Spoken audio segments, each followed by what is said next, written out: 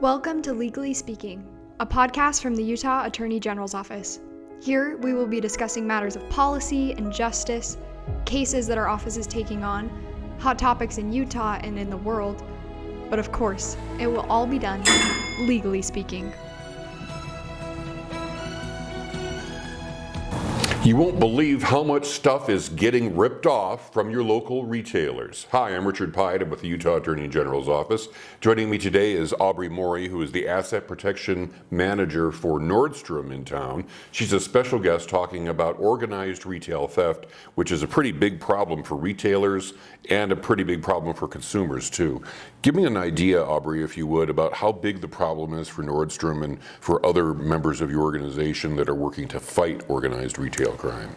You know, it's more than you would think. We're talking upwards of millions of dollars out of really every major retailer in the state and across the nation is experiencing and impacted by this form of retail theft. And these are people that load up either a shopping cart or just carry thousands, sometimes hundreds, thousands of dollars worth of merchandise and then just walk out with it and aren't worried about it. They just act like they're fine. Does that happen at Nordstrom stores in Utah? It absolutely does, unfortunately. Mostly clothing, I imagine. Clothing, also high retail priced beauty items as well, fragrances.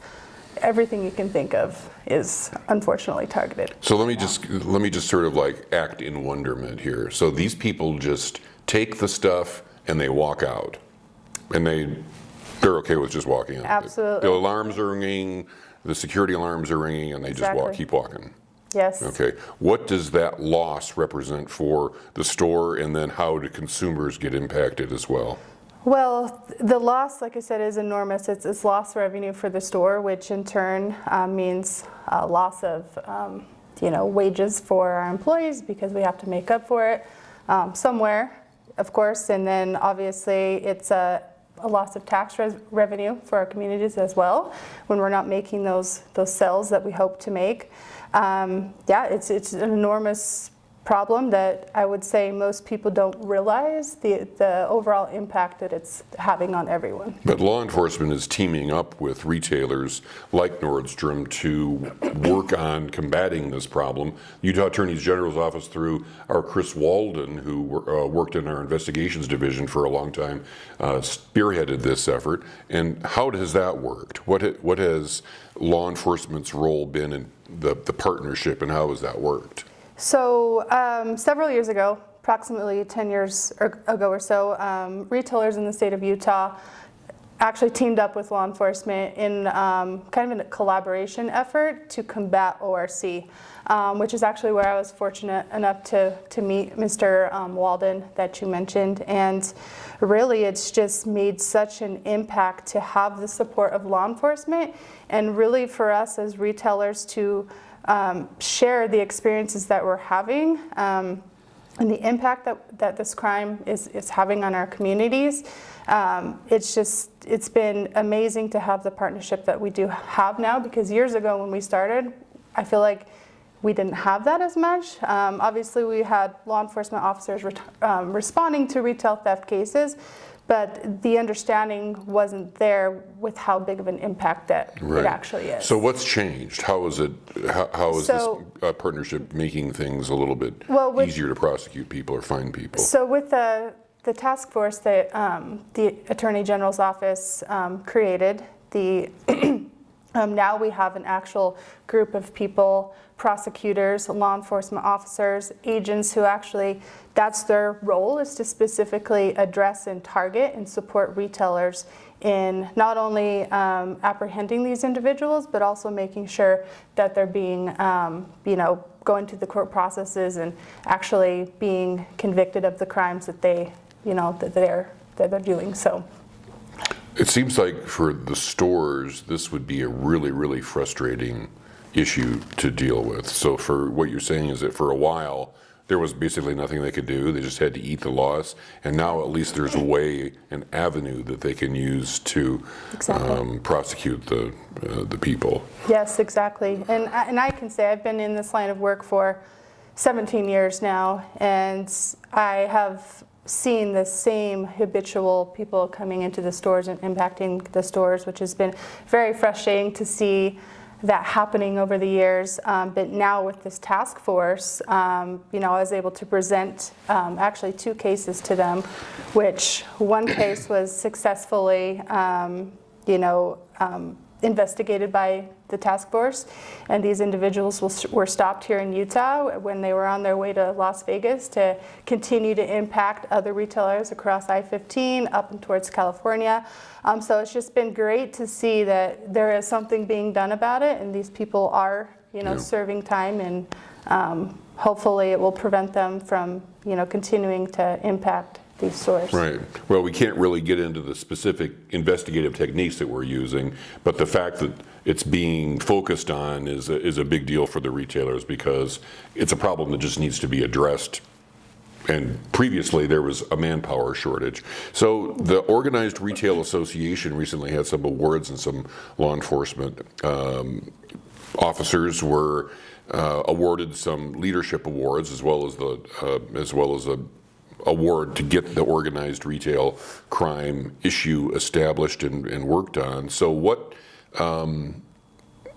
happened there at the conference? What were the awards for? And is it more than just a symbolic awarding of a plaque to somebody? Absolutely, it is.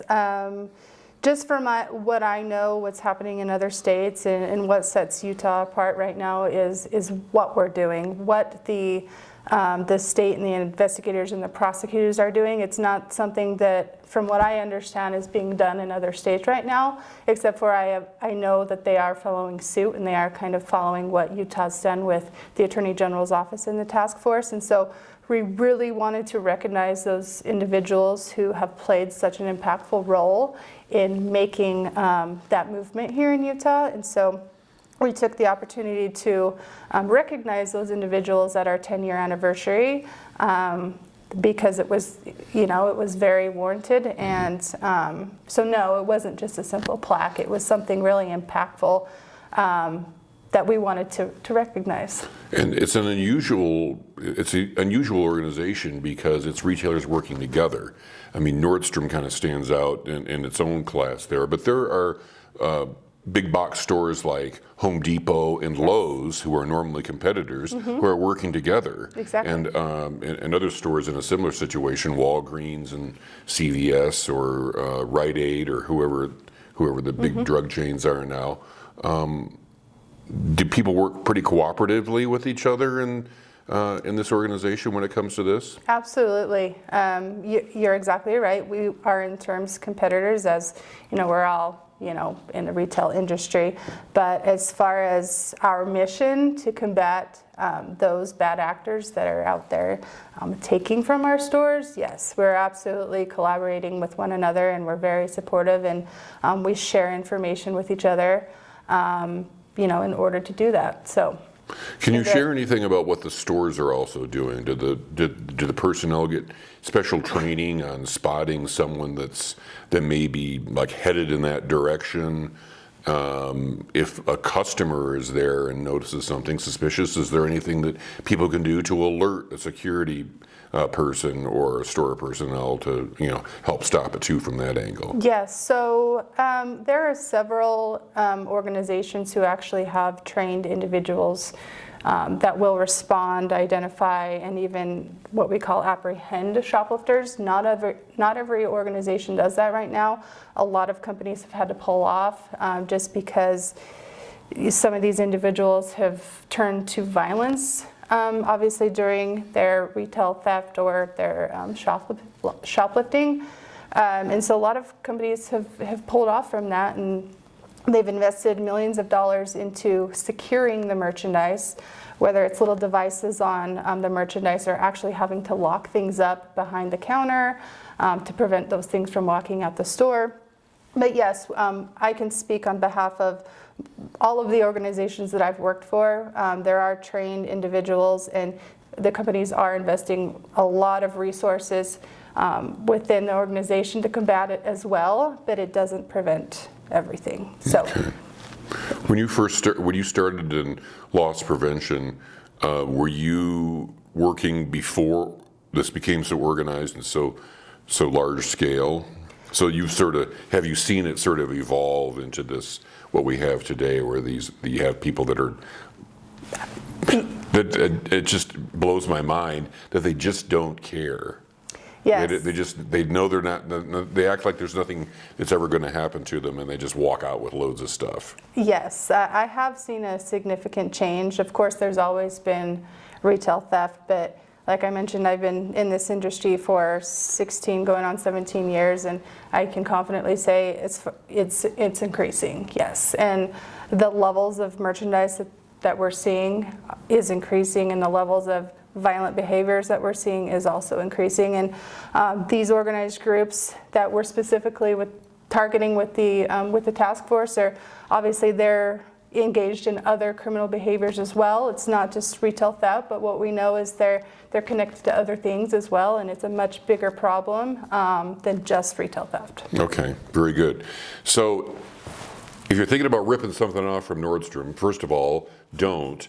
But just because the store personnel aren't putting up a fight in the moment necessarily to the extent that you think they should, trust me, they're going to put up a fight in other ways, and eventually these people will get caught. Thanks for joining us today, Aubrey. Thank you. I'm Richard Pyatt with Legally Speaking. See you next time.